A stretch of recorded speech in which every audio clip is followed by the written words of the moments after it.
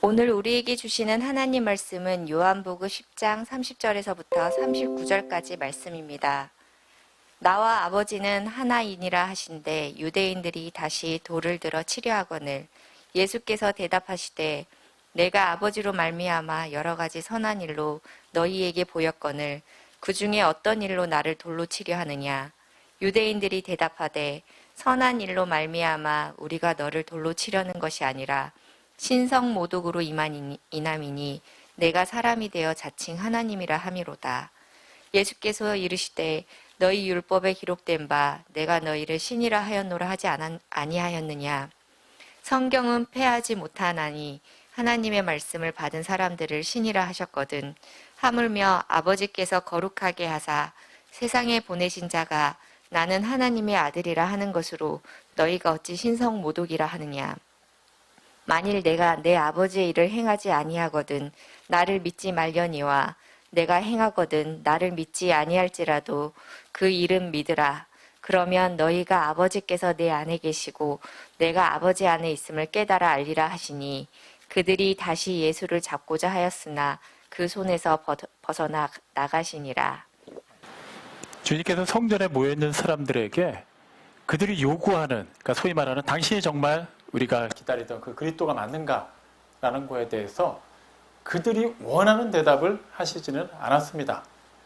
하지만 그들이 들어야 되는 말씀을 하셨죠.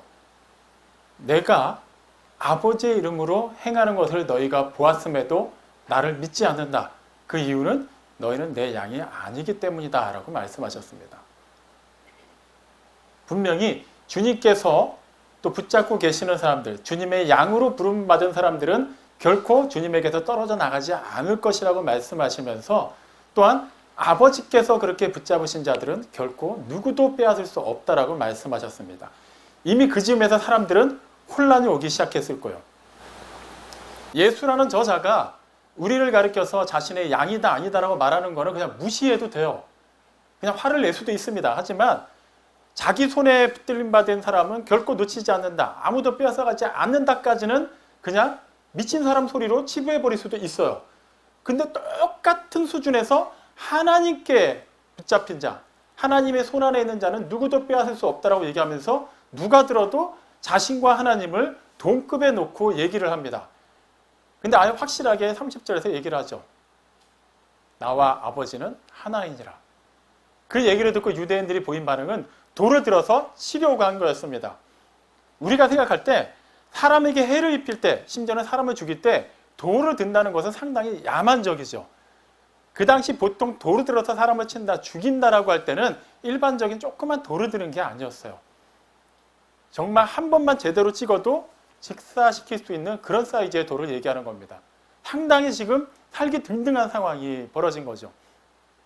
그렇다면 그들이 원래 그렇게 다른 민족들에 비해서 이렇게 야만적이고 무식한 사람들이었기 때문에 그런 행동을 했을까요? 그건 아니에요. 그들은 분명히 명분이 있었습니다. 레위기 24장 16절 말씀을 보면 하나님께도 분명히 주신 율법이 있는데 그 내용이 이거예요. 여호와의 이름을 모독하는 자는 반드시 죽일지니라. 예외가 없어요. 죽여야 돼요. 근데 어떻게 죽이냐 하면 방법까지 알려주셨어요. 회중이 그를 이끌어내서 돌로 쳐서 죽이라고 말씀하셨습니다. 그러니까 그들 입장에서는 지금 너 신성모독이야? 감히 우리 같은 인간을 하나님과 똑같은 수준? 쉽게 말하면 하나님의 수준으로 끌어내린 거예요. 감히 이게 말이 되는가? 넌 죽어야 돼. 그러니까 어떻게 보면은 종교적인 열심에서 나온 행동이라고 볼 수 있습니다. 행위 자체는 굉장히 폭력적이고 야만적이지만 근거는 있다라는 거예요. 근데 과연 그들이 말하는 그 근거가 옳다고 말할 수 있을까요? 지금 그들이 행하고 있는 그 장소는 성전입니다. 성전, 하나님 아버지께 기도하는 집, 하나님의 임재의 상징이 되는 그 공간에서 그들은 돌을 들어서 주님을 치려고 했어요.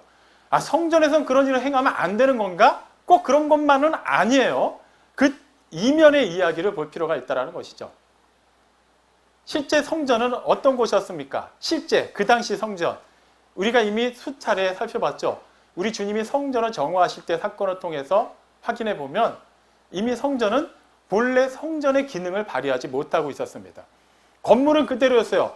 물론 헤롯이 유대인들의 환심을 사기 위해서 굉장히 화려하게 짓고 있었고 아직 미완의 건물이긴 했지만 그 웅장함이라든가 그 안에서의 기능적인 그런 여러 가지 역할은 충분히 감당할 수 있는 곳이었습니다. 하지만 이미 성전에 들어가면은 가장 먼저 사람들이 접하는 곳은 성전에서 제물을 드리기 위해서 드려지는 그 짐승들을 사고 파는 현장을 봐야만 했어요. 보통은 1년 된 또 흠없는 그런 짐승들을 드려야만 했기 때문에 본인 집에서 이렇게 데리고 오다가 흠이 생길 수도 있어서 어떻게 보면 지극히 합리적인 생각이라고 할 수 있습니다. 하지만 그게 꼭 성전 아니어야만 했을까요? 그렇진 않아요. 최대한 사람들의 편의와 또 그 편의를 빌미로 해서 그 성전을 관리하는 사람들과 상인들 사이에 모종의 거래가 있었기 때문에 가능한 거죠.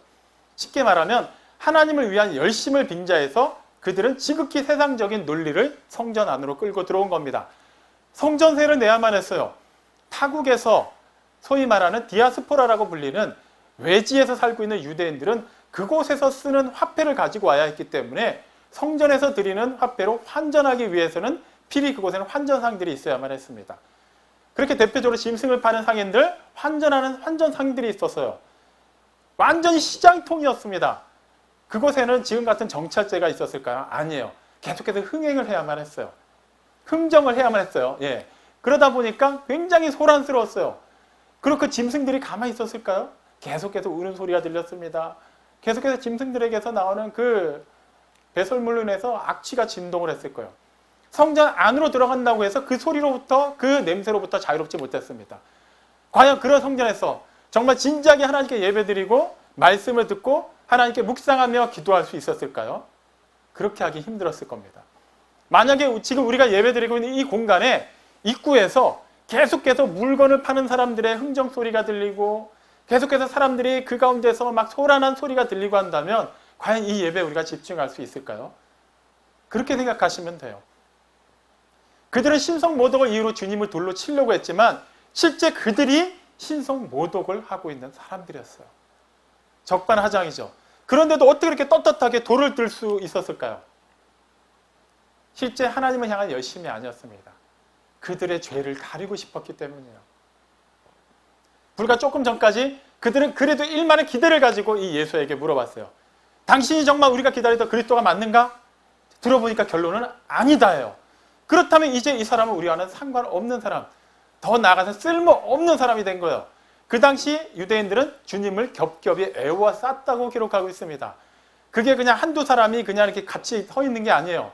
거기에 모인 사람들의 모든 이목이 다 이 예수께로 집중되어 있는 겁니다. 겹겹이 쌌어요. 그 상황에서 일어날 수 있는 경우의 수는 두 가지입니다. 만약에 이 사람이 우리가 기대했던 그리스도가 맞으면 그 자리에서 왕으로 세우는 거예요. 근데 아니다. 그러면은 해코지를 가하면 됩니다.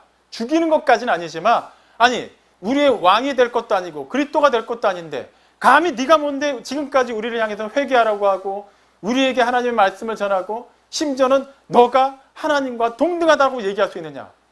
다시는 그런 말을 하지 못하도록 버릇을 고쳐줘야겠다라고 생각했을 겁니다. 근데 지금 결론은 후자가 된 거예요. 근데 지금 군중들이 굉장히 분노한 상태이기 때문에 겹겹이 에워싼 상태에서 뒤쪽으로 갈수록 그 안쪽 상황이 보일까요? 보이지 않을 거예요. 그래서 사람들이 막 소란하게 막 소리를 지르고 하는 가운데 막 소리가 전달됩니다. 우리가 생각했던 그 그리스도가 아니란다. 자기가 하나님과 동등가 된다. 그러면 뒤에 있는 사람들은 어떻게 반응할까요? 죽여라! 라고 막 하면서 막 밀어붙였을 거예요. 굉장히 지금 급박한 상황이 벌어진 겁니다.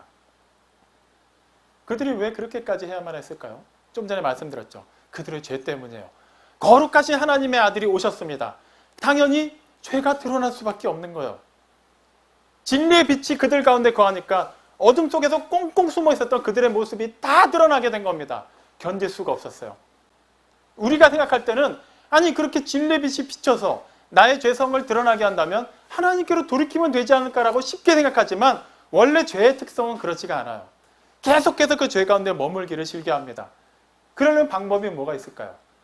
그 진리를, 그 의를 없애버려야만 하는 거예요. 주님께서 요한복음 7장 7절에서도 분명히 얘기하셨죠. 세상이 너희보다 나를 먼저 미워하였다. 그 이유를 뭐라고 말씀하시나요? 내가 세상의 행위를 악하다고 증언하였기 때문이다. 주님이 하신 말씀, 주님이 행하신 모든 것은 사람들에게 해를 입힌 게 없습니다. 그들의 영혼을 살렸어요. 그들의 몸과 마음을 자유롭게 했습니다. 그럼에도 불구하고 주님의 말씀이 그들의 그 죄를 자꾸 지적하니까 그들이 그것을 참아내지 못했어요. 그래서 주님을 연고 없이 미워한 것입니다. 성경에 기록된 최초의 살인사건, 가인이 자신의 동생 아벨을 죽인 일이죠. 그 이유를 요한일서 3장 12절은 뭐라고 얘기하나요? 가인 자신의 행위는 악하고 아벨의 행위는 의로웠기 때문이라고 해요. 단지 그 이유예요. 아벨이 죽을 만한 다른 어떤 나쁜 일을 한 게 없어요. 자신은 악한데 그에 반해서 동생은 너무 의로우니까 그 악한 자신이 더 비교해서 아래로 떨어져 버린 거예요. 그걸 견디지 못했어요.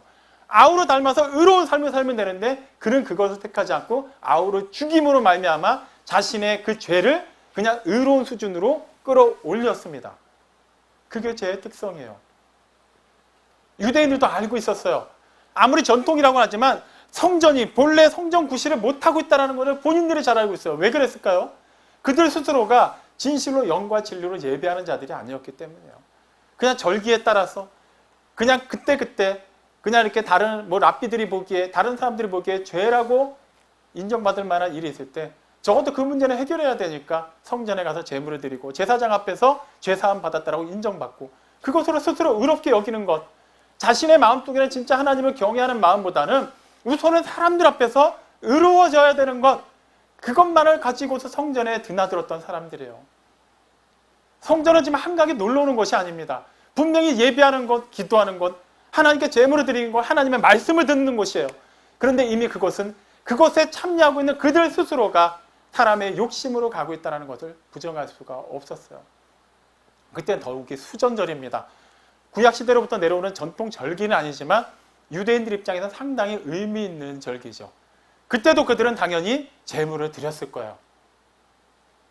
그리고 그 성전 입구에서 제물을 산 사람도 있을 것이고 여전히 그곳에 있는 양들의 울음소리를 듣고 있었을 겁니다. 근데 너희는 내 양이 아니므로 너희는 하나님을 믿지 못한다. 너희는 하나님께 속하지 아니하였다라는 얘기를 들었어요. 그동안 그들이 살아오면서 얼마나 많은 소를, 얼마나 많은 양을 드렸나요? 얼마나 많은 성전세를 냈나요? 근데 그게 다 무효가 되는 기분을 받았어요. 일단은 자존심이 상했죠. 그리고 좀 있다가 지금 완전히 몸이 다 분해가 되고 태워져서 제물로 드려야 되는 저 양 한 마리보다도 못한 존재가 됐다는 거에 대해서 그들 스스로가 참아내지 못한 거예요. 그들의 죄성을 깨달았다면 그것을 다시 깨닫고 주님의 말씀을 경청해야 됐음에도 그들은 그것을 참지 못했습니다. 이 예수라는 사람을 죽여야만 해요. 하지만 함부로 죽일 수가 없었습니다. 아무리 레위기에 그런 율법이 있다 하더라도 그들은 로마의 지배를 받고 있었기 때문이에요. 로마는 그 지배하는 나라에 어느 정도의 자치권을 허락했지만 사형을 언도하고 집행하는 것만큼은 로마 황제의 권한이었어요. 당연히 그 지배하는 지역은 로마 황제에 의해서 파견된 당국자나 총독들이 그 권한을 가지고 있었죠.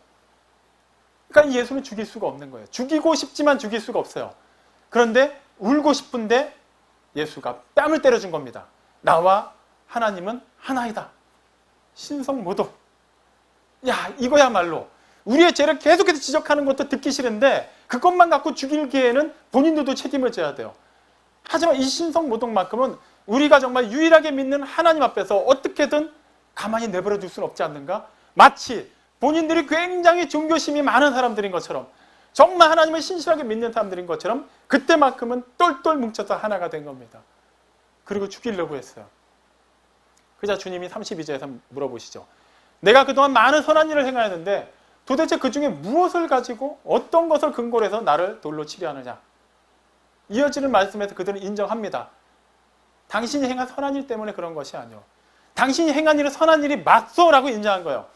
만약에 그들이 인정하지 않았다면, 실제 경험하지 않았다면 네가 우리에게 선한 일 행한 것이 무엇인가라고 물었겠죠. 하지만 그들은 인정했습니다. 당신이 말한 것, 당신이 그동안 행한 것, 우리는 그것을 부정하지 않소. 하지만 신성모독을 한 것은 맞지 않소라고 얘기한 거예요. 그러자 주님께서는 시편 82편 6절 말씀을 인용하셨습니다. 내가 너희를 신이라 하지 아니하였느냐? 이게 무슨 말씀이냐 면 시편 82편은 그 재판장들에게 주어진 말씀이에요. 그때 이렇게 불의하게 재판을 진행하는 사람들에게 하나님께서 주신 그 공의, 그 정의를 실현하고 그것을 집행하라고 촉구하는 그런 말씀이 기록되어 있습니다. 그 82편 6절에서는 그 재판장들을 가리켜서 신들이라고 표현해요. 신이다. 여기서 그 신이라고 번역된 히브리어 엘로힘은 보통은 하나님을 가리킬 때 쓰는 표현이에요. 전능하신 하나님이라는 의미입니다. 하지만 성경에서 그 단어가 복수형으로 쓰일 때는 천사들, 신들, 재판장들을 가리켜서 사용되기도 했어요. 시편 82편에서 사람인 재판장들을 향해서 시편 기자가 엘로힘이라고 기록한 것은 그들이 곧 하나님께서 그들을 구별하셔서 하나님의 그런 공의를 그들을 통해서 실현하도록 그들에게 주신 권위가 있기 때문에 그들은 공명정대하게 재판하고 사람들의 그런 시시비비를 가려야 된다는 것을 알리기 위해서 그 표현을 사용한 거였어요. 주님은 그 말씀을 인용하시면서 또 35절에서 뭐라고 얘기하시죠? 성경은 폐할 수 없다. 다시 말하면 시편 기자는 사람인 재판장을 향해서도 엘로힘, 하나님이라는 그 표현을 썼는데 그런데도 그 성경은 공인되었고 우리에게 계속해서 전해지고 있고 우리가 암송하고 묵상하고 있지 않느냐. 다시 말하면 너희는 그거에 대해서 반박하고 있지 않느냐. 그러니까 반박하지 않고 있지 않느냐라는 거예요. 너희도 인정하지 않느냐. 하나님이라는 표현을 쓰는 것이 하나님에게만 적용되는 것이 아니라 분명히 하나님께서 그렇게 하나님의 말씀을 주시고 하나님의 그런 권위를 주신 사람들에게도 쓰였다는 것을 안다면 하나님께서 거룩하게 하셔서 보내신 자가 하나님의 일을 하고 하나님의 아들이라고 말하는 것을 가지고 어떻게 너희가 신성모독이라고 할 수 있느냐라고 되물으신 거예요. 이 말이 약간 어떻게 살짝 들으면 좀 어렵게 들릴 수도 있어요. 그러니까 쉽게 말하면 이거예요. 시편 기자는 사람인 재판장을 향해서도 하나님의 호칭을 사용해서 하나님의 권위가 주어졌음을 그렇게 표현했고 그거에 대해서 우리가 절대 신성모독이라고 하지 않는다면 하나님께서 거룩하게 하신 재판장이 아니지만 당신을 가리켜서 하신 말씀이죠. 하나님의 일을 하는 사람이 하나님과 하나님의 아들이라고 말하는 것을 너희가 어떻게 신성모독이라고 할 수 있느냐라는 거예요. 사람들은 반박할 수 있어요.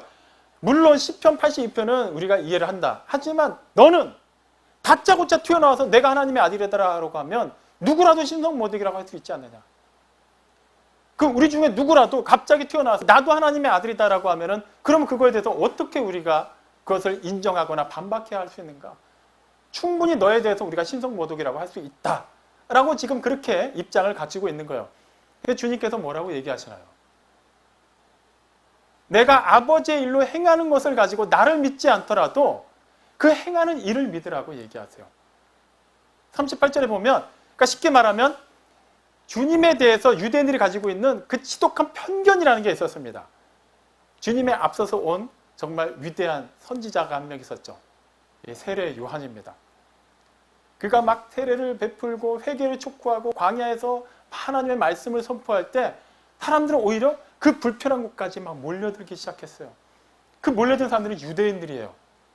스스로가 의롭다고 여기는 사람들이 요한에게로 막 몰려간 겁니다. 그 앞에서 막 회개를 했어요. 세례를 받았어요. 그럼 우리가 어떻게 해야 되겠습니까? 라고 스스로의 그런 부족함을 인정하고 세례 요한의 가르침을 받으려고 했어요. 근데 그때 그들은 왜 그랬을까요? 주님의 사역과 세례 요한의 사역이 크게 다르지가 않는데 왜 세례 요한에게 그렇게 긍정적이었던 사람들이 주님을 향해서만큼 이렇게까지 부정적으로 대하는 것일까요? 세례 요한과 주님은 차이가 있다면 신분의 차이가 있어요. 세례 요한은 광야에서 낙타 가지고서 옷을 입고 야생 벌꿀로 먹고 메뚜기로 먹고 뭔가 그 기행을 하는 것만으로 특이한 것이 아니라 제사장의 아들이죠. 그러니까 일단은 그래도 제사장의 아들이니까 뭔가 있지 않겠어라는 일말의 기대가 있었어요.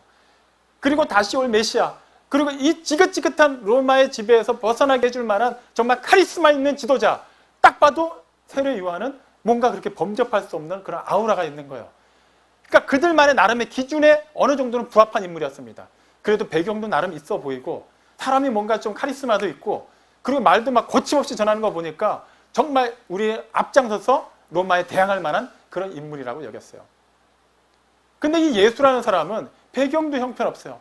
가난한 동네 나사렛 총구석에서 태어났고, 우리한테야 갈릴리 나사렛 하면 굉장히 유명한 도시 같지만 실제 이스라엘 그 팔레스타인 지방에서는 굉장히 작고 알려지지 않고 가난한 동네였습니다. 그곳에서도 우리는 지금 목수하면은 그냥 일반 전문직이라고 이해하지만 그 당시는 굉장히 가난한 사람들이 그런 가지고 있는 직종 중에 하나였어요. 가난한 사람, 배우지도 못한 사람, 그가 목수였기 때문에 아버지도 당연히 목수였고 별 볼일 없는 집안, 나이도 많지도 않아요. 뭐 하나 내세울 게 없는 사람이 나타나서는 자기가 하나님과 동등하다고 하면서 막 하나님의 말씀을 전하는 거예요. 그냥 내가 하나님의 아들이다라고만 얘기했다라면은 분명히 미친 사람 취급을 하고 그쳤을 텐데 실제 전하는 말씀에 권세가 있는 거예요. 배우지도 못한 사람이 그렇게 열심히 율법을 연구하고 가르치는 다른 종교 지도자들보다도 더 권세 있는 말씀을 전하는 거예요. 그리고 그들은 아무도 하지 못했던 놀라운 이사와 기적들을 막 행하기 시작합니다. 아무리 생각해도 선지자들을 통해서 전해졌던 그 그리스도가 맞아요. 그런데 이 배경이 너무 형편없는 거예요. 이왕이면 좀 그럴싸한 배경에 좀 어느 정도 인지도도 있고 돈도 좀 있고 세력도 있고 그런 사람이라면 모양이 좀 사는데 이런 사람은 우리의 왕으로 세우기가 영 좀 불편한 거예요. 그러니까 주님이 하시는 모든 것을 보면서도 또 꼴에 또 저런 일을 하네? 자꾸 이렇게 낮춰서 보게 된 겁니다. 그러니까 주님이 말씀하신 게 그거예요.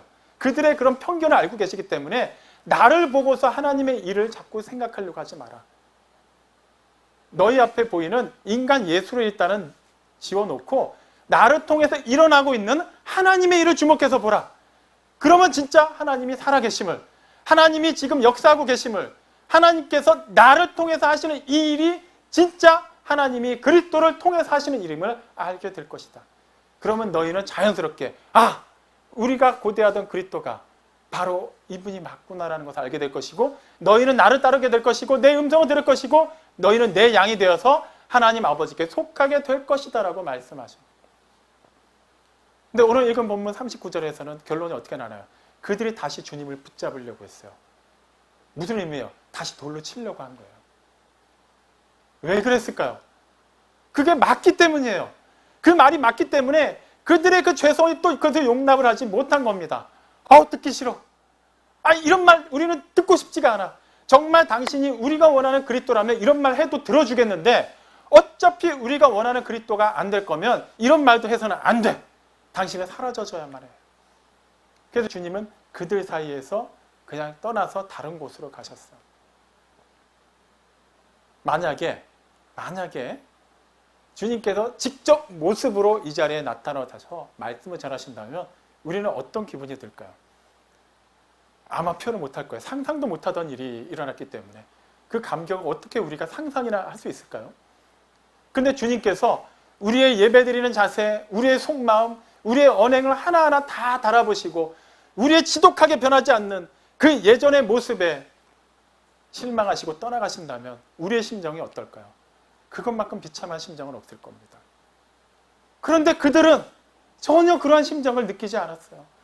물론 그 이후에 정확히 어떻게 되었다라고 기록되어 있지는 않지만 그들은 아마 속 시원하게 여겼을 거예요. 어차피 죽이지 못할 거면 그래 우리 눈에서 좀 제발 좀 사라져줘라 이렇게 생각했을지도 모릅니다. 그러지 않았다면 주님을 가는 것을 말리거나 따라갔겠죠. 그 자리에서 회개했을 겁니다. 근데 그런 기록은 있지 않아요. 지금 주님이 겪으신 이 일과 비슷한 일은 그 시간적으로 몇 년 후에 또 일어납니다. 어떻게 보면 불과 1년도 안 된 시기일 수도 있어요. 사도행전 6장과 7장에 기록된 스데반이라는 믿음의 사람과 관련된 일입니다. 스데반은 초대교회 사도들이 그런 말씀을 전하고 기도하는 것에 집중하기 위해서 가난한 사람들을 구제하는 것에 좀 특화된 일을 감당할 만한 7사람들을 세웠는데 그 중에 한 사람이었죠. 그는 초대교회 최초의 순교자로 알려진 사람입니다. 그가 왜 순교를 당했죠? 그는 그 7사람들 가운데서도 유난히 또 성령으로 충만하고 지혜가 충만한 사람이었어요. 그는 그런 가난한 사람들을 구제하는 일뿐만 아니라 하나님의 말씀을 전하는 일에서도 하나님께서 놀랍게 그를 들어 사용하셨습니다. 그러다 보니까 그를 통해서 각종 기사와 이적들도 일어나기 시작하는 거예요. 그 일로 말미암아 그 혜택을 받는 사람들은 상관이 없는데 그 외에 대부분의 유대인들 입장에서는 굉장히 아픈 상처가 다시 떠오른 거예요. 애써 감춰놨던 그 흉터가 다시 눈앞에 보이기 시작한 겁니다. 분명히 주님은 부활하셨지만 유대인들은 부정했죠. 그들 입장에서 예수는 이제 죽었어요. 끝난 거예요. 더 이상 그들을 귀찮게 하는 존재가 아니고 그들에게 귀찮은 말을 할 만한 그러한 사람도 아닌 거예요. 그 제자들 어떻게 해서라도 막 핍박을 가해서 죽이든지 쫓아내면 그만인 거예요.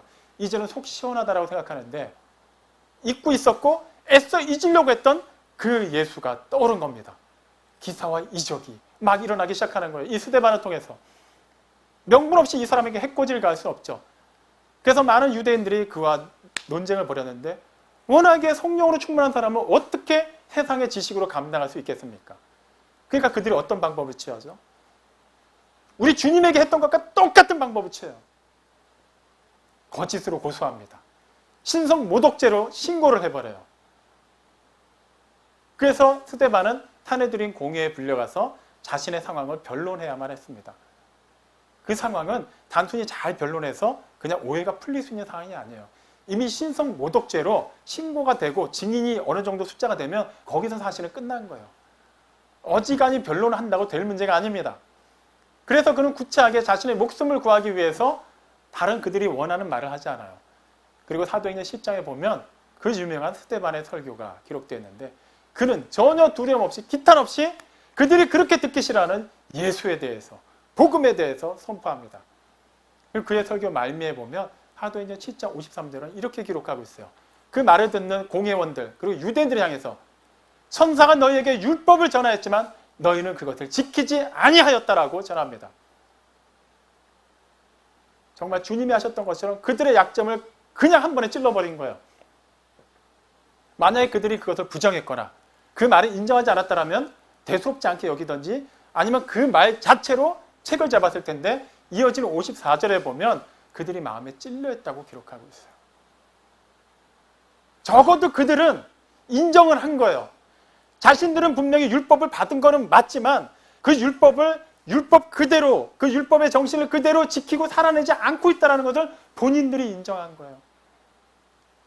그리고 그 율법이 또 그 완성되기 위해서 그 말씀이 육신이 되어서 오신 하나님의 아들을 본인들이 거부하고 죽인 것을 인정한 거예요. 그래서 마음이 찔렸어요. 어떻게 보면 그들에게 그게 절호의 기회였습니다. 만약에 그들이 둔감하게 우리가 언제 그랬지? 지금 무슨 소리 하는 거지 했다면 이미 끝난 거예요. 그들은 더 이상 말씀이 들어갈 여지가 없는 사람들이었어요.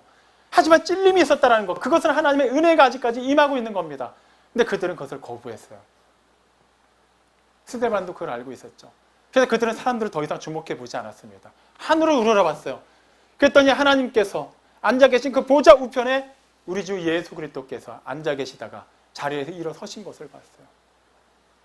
성경 어디에서도 하나님의 아들이 누군가를 위해서 보좌에서 일어서셨다는 기록은 거기밖에 없습니다. 주님이 벌떡 일어나셨어요. 스데반을 지금 맞이할 준비를 하신 겁니다. 보라! 인자가 하나님 보좌 우편에 서 계시도다라고 얘기하는데 유대인들이 어떻게 반응합니까? 소리를 질러요. 그 소리보다 더 큰 소리로 압도해버린 겁니다. 듣지 않기로 한 거예요. 그 자신들의 귀를 막아요. 그들은 끝까지 하나님의 말씀을 듣지 않기로 했어요. 하나님의 말씀이 선포되는 그 자리에서 그들이 의적으로 귀를 막고 소리를 내서 하나님의 말씀을 막아버렸어요. 그리고 59절에서 돌을 들어서 스데반을 쳐서 죽였습니다.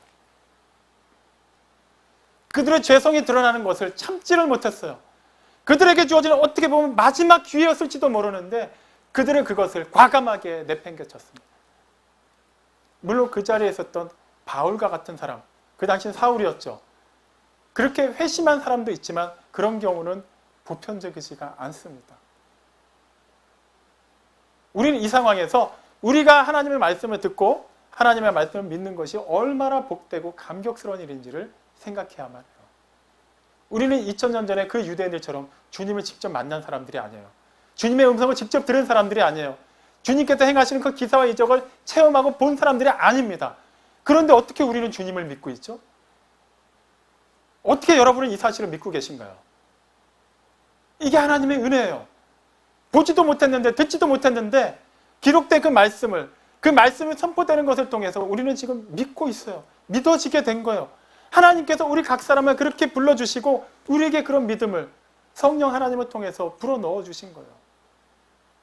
우리는 어떻게 이 사실에 대해서 감격하지 않을 수 있나요? 주님이 부활하셨을 때 제자들이 모여있는 곳에 나타나셨을 때입니다. 그때 도마가 없었어요. 그리고 주님이 다시 모습을 감추시고 나서 도마가 왔는데 막 제자들이 난리가 났겠죠. 주님이 부활하셨다. 실제 이 가운데 임하셨다. 도마가 뭐라고 얘기합니까? 내 손으로 직접 그의 손을 보고 그의 옆구리에 목구 그 창자국에 손을 넣어보지 않고는 내가 믿지 않겠다라고 얘기하죠. 충분히 그렇게 얘기할 수 있어요. 8해가 지나고 나서 제자들이 다 같은 집에 있을 때 주님이 다시 나타나셨습니다. 근데 그때 주님은 가장 먼저 도마에게 말을 거셨어요. 도마야, 너의 그 손으로 내 못자국 난 손을 보라. 내 옆구리에 손을 넣어보라. 그리고 믿음 없는 자가 되지 말고 믿는 자가 되라고 말씀하세요. 그제서야 도마가 얘기하죠. 나의 주님이시오. 나의 하나님이시니이다. 그 다음에 주님이 뭐라고 얘기하십니까? 요한복음 20장 29절 말씀은 우리가 정말 깊이 새겨들어야 되는 말씀이에요. 너는 나를 본 거로 믿느냐? 보지 못하고 믿는 자가 복되도다 라고 말씀합니다. 우리가 그렇게 좋아하는 복, 우리가 그렇게 받고 싶어하는 복을 주님은 뭐로 정의하시나요? 예수님을 주와 그리스도로 믿는 것, 그것이 복이라고 말씀하세요. 그럼 복 있는 사람은 어떤 사람입니까? 보지 않고도 믿는 자가 복 있는 사람이라고 말씀하세요. 이것은 아무것도 없는데 우리가 상상으로 가공해서 만들어내는 어떠한 그런 개념을 그냥 신념으로 받아들인 것을 얘기하는 게 아니에요. 보지 못하고 믿는다는 것이 그냥 아무것도 없는 상태에서 우리가 진공 상태에서 뭔가를 확 하고 생각해내서 그것을 믿는 것이 아니라는 거예요. 우리에게 분명히 기록된 말씀이 있습니다. 성령님께서 감동하셔서 각 사람들을 통해서 기록하셨고 그 말씀을 통해서 인격적으로 우리와 만나주고 계시죠. 그리고 계속해서 그분의 그 기사와 이적이 우리 가운데서 우리를 통해서 우리를 초월해서 계속해서 일어나고 있습니다. 우리가 지금 호흡하고 우리가 발을 딛고 있고 우리가 지금까지 살아오면서 누렸던 그 모든 것을 통해서 하나님께서 살아계심을 계속해서 우리에게 알려주셨어요. 어느 누구도 하나님의 살아계심을 부인할 수 없는 그 명백한 증거 속에서 살면서 우리가 과연 진실로 믿고 있는지를 확인해야 됩니다. 저는 여러분에게 이 시간을 묻겠습니다. 여러분은 복 있는 사람입니까? 그럼 같은 의미로 다른 표현으로 다시 묻겠습니다. 여러분은 예수를 주와 그리스도로 믿고 있습니까? 왜 매번 설교 때마다 예수를 믿느냐고 묻는 것이 이제 제발 그 말 좀 그만하시오. 우리는 계속해서 그것을 확인해야 돼요. 주님은 계속해서 우리에게 현재형의 믿음을 요구하셨기 때문입니다. 내 양은 내 음성을 듣고 나는 그들을 알고 내 양은 나를 따른다. 나는 그들에게 영생을 준다. 계속해서 현재형으로 이루어지고 있는 거예요. 그럴 때 우리는 끊임없이 우리의 현재의 믿음을 확인해야만 합니다. 당시 예수님을 만났던 성전에 있었던 사람들, 그 당시 기준으로 그들이 현재형으로 보이는 행동이 뭐였어요? 돌을 들어서 치려고 한 거였어요. 끝까지 주님을 외면한 거였어요.